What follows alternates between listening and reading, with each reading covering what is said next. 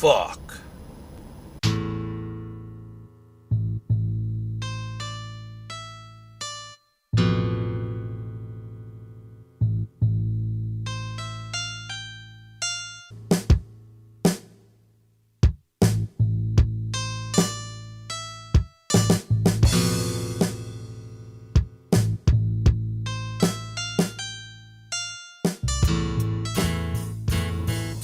Well, realize I haven't made a fucking video in a while. There's pretty good reasons for that. I've had a rough go of things lately. I'm still doing photography, of course, but unfortunately I was unable to provide myself a decent living doing that. So, here I am back in the fucking truck. Living up to my fucking name, Scott the Truck Driver. So, of course, this is going to change things a lot for me. First, let me talk about what I've been doing diet-wise. And, I announced 3.5 weeks ago that, or whenever the fuck my last video was, that I was going to try and maintain my body weight, not going to fast, not going to be in ketosis. But that doesn't mean I just went buck wild and fucking ate whatever, whenever. So let me break down to my results and what I've been doing. Of course, there are carbs in my life. So the first thing that happened is I regained 6 pounds of water weight. And then I expected, since I introduced carbs, that I was fucked up to the point where I would just gain weight nonstop for the month and a half. July 15th is my target date to where I start hitting with the more aggressive fasting and maybe going for another ketogenic adaptation. So what I've been doing is every day I'll have my coffee with cream when I get up in the morning, regardless of, whether it's been 16 hours or not. Like I said, I'm giving myself a break from fasting because I want to see if I can normalize some. I want to see if taking a break and giving my body a chance to just kind of let up its defensive mechanisms with metabolism and all of the other shit that causes plateaus and higher set points, and just kind of, reboot a little bit and then start again, but from a lower point than when I initially started all this fucked up shit. So, I'll have my coffee with heavy cream, or if there's no heavy cream available, half and half. I realize I get a bigger insulin spike with the half and half. But my whole goal is no protein, also in half and half I think there's a little, hair of protein. Not sure about heavy cream either. But, for the most part, fat in the morning. Heavy cream's mostly fat. I don't think there is protein in heavy cream. So my insulin spike is bare minimal when I have my coffee. That usually keeps me full till like 2, 3, sometimes 4 o'clock in the afternoon.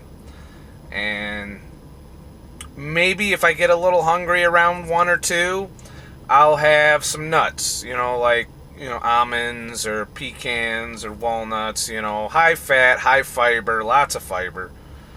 And that'll keep me full till dinner time. Then dinner time, it's carb time. I generally allow myself to eat whatever the fuck I want. Cookies, fucking bread, just a normal human being fucking meal. By normal human being fucking meal, I mean the meal that the government seems fit to shove up our asses out in society. I'm no longer avoiding all of that. I realize I'm fucking with my health. I'm not doing myself any favors in the health department doing that, because I'm going to be creating small dense LDL when I eat that shit. Because I don't deplete. I'm not completely depleting my glycogen. And when your liver glycogen's full and you have sugar, or fructose mainly, then you produce the kind of fat that clogs your arteries and makes everything suck. Not to mention, if you're eating out in society, as a truck driver is usually forced to, you're going to be eating all kinds of vegetable oils that are also fucked up. So me coming back out in the truck, I had to do this because it's hard to maintain a refrigerator on a truck, especially since it's a company vehicle that I'm not allowed to idle. So unless I want to drain the batteries dry whenever I park, a refrigerator is not really an option for me. So I can't eat ketogenically unless I eat out. And then, of course, you're subjecting yourself to the vegetable oils and the heavily processed meats and all the hidden sugars that they hide all over the food, and your nutrient devoid salads, and it's really difficult to eat out all the time. So my theory is I figure once I go back on my kick, I realize I'm going to have hunger and cravings doing this. Haven't had them yet doing this maintenance period. Which brings me back to the point, how am I doing? I gained back to 6 pounds of water weight. I went from 193 to 199. And then I hover around 199 for the past almost 4 weeks it's been. And sometimes it'll go up to 202, 203, and then it drops down to 198. But overall, I seem to be hugging 199. Also gained a half an inch around my midsection. So there is some bloat there, and some water weight, fat mixed together. I don't know. But my weight has held steady, and it's been fucking weird. I'm like, with the shit I'm eating, it shouldn't be holding. Granted, I'm trying to limit my massive insulin spike for one meal, and then keep all my other insulin spikes lower, because it's hard to store fat if your insulin's low. It's just not something that your body's designed to do. So that's what the name of the game is for me. Feel comfortable, eat comfortably, fats and proteins until carb time, have my carb meal, and go to bed. Usually the carb meal puts me into a lower energy state, which is another thing. Since I've been off of keto for the past 3.5 weeks, it's like my energy levels have normalized even with the carbs in my system. Whereas when I initially came off keto, my energy tanked completely. Whenever I carbed up, I could barely walk. I mean, it was fucking atrocious sapping of your energy when you first come off of it. But as you stay off of it a while, it comes back. Your energy returns to a more normal-ish level. I still get dips, mind you. If I overdo it on the sugar, I will crash. So I try, I like to have my desserts, so I have one dessert usually. But I don't give no fucks about starches or, them anything glucose based, I'm fine with. It's the fructose I try to keep to a minimum. So I don't do any sugary drinks or fruit juices or Gatorade or any of that shit. That's still death in a bottle, in my opinion. But I like my goddamn oatmeal raisin cookies. I haven't touched the Pop-Tart, nor will I. I don't really want to go back to the Pop-Tart routine. But I can't help it when I go into fucking Tim Hortons, because I run in Canada, so I have to deal, with Tim Hortons on every corner. So I go in there and I see all the baked goods and I'm like, fuck! So I have me some fucking baked goods. Things have been rough for me. I have a lot of issues going on in my personal life, as you can imagine, from this massive event of being in the truck again. It's been rough for me, so I'm sorry I haven't been cranking out the videos. I will try. They're not going to be as frequent. I'm going to do it when I get to them, because this is a busy job. I do work 60 to 70 hours a week again. I might start doing trucking vlogs again. I'm really not set up for it. I don't have my GoPro that I used to have. I'm thinking of getting a 360 camera to just kind of put in and see how that works out with YouTube and whatnot. But I'll do some videos. I'll keep this thing going as much as I can. I still do my research. I'm still constantly trying to keep up with the latest trends in fasting and ketogenic diets and weight loss and all kinds of things, you know. I mean, the latest thing that pissed me off, I was watching the news and they're talking about this goddamn implant that you can get now that will drain 30% of every fucking thing you eat out of your goddamn fucking stomach before you can absorb it.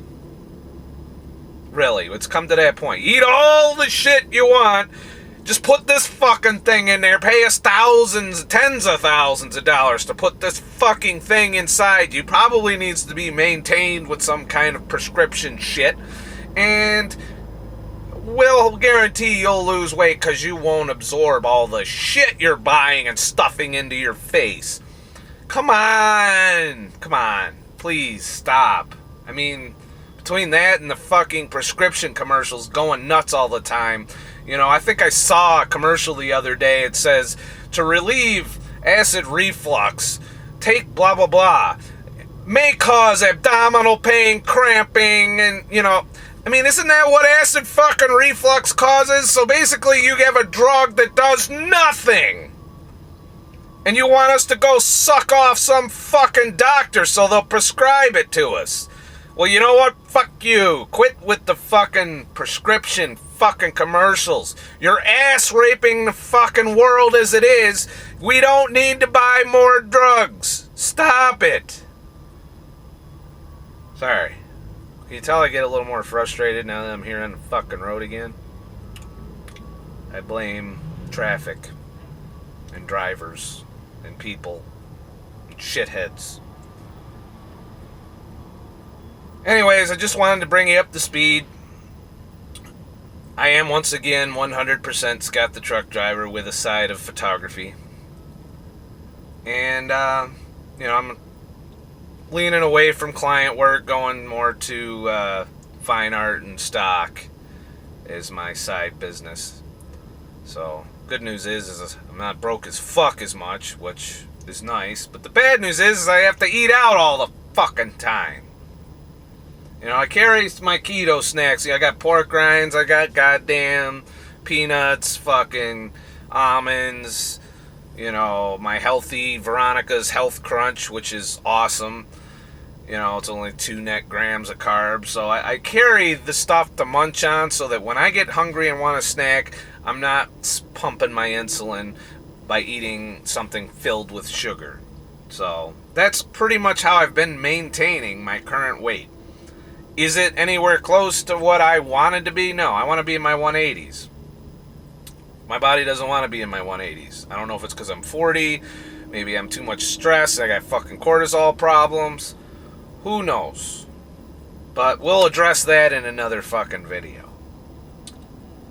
So, remember, I'm not a fucking expert. I'm just a fucking asshole. Have a nice fucking day. I mentioned I'm not happy to be back in this fucking truck again.